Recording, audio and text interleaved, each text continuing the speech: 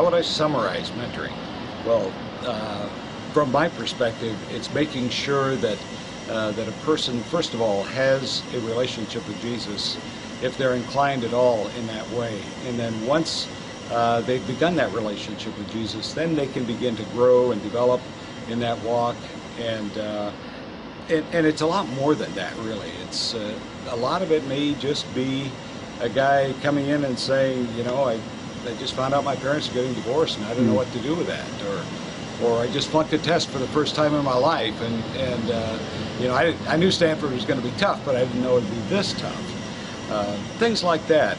Or girlfriend just broke up, or they just made the varsity team, or you know, there's all kinds of stuff that goes on, and they want perspective on that, and just to be a friend and to be there for them. It's all a part of that. Oh, I think without a doubt it's to change lives, to see people who come to faith in Jesus and begin a relationship with Him, and then begin to grow and develop and begin to share their faith with other people. And that changed life is something that only God can do.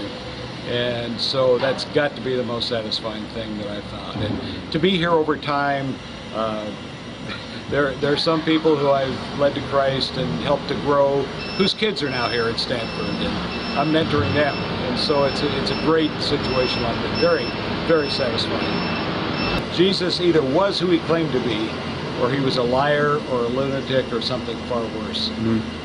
Because someone who was a lunatic people wouldn't bring their kids to have him bless them. If he was a liar, that would invalidate everything else he ever did. So, I mean, common sense tells you that he's got to be more than just a good philosopher or a good teacher or someone like that.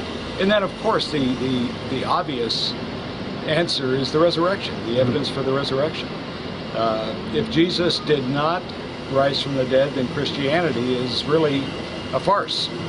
If He did rise from the dead, it validates everything He ever said and did. So that evidence for the resurrection is something that is so strong. I think it takes more faith not to believe it than to believe it.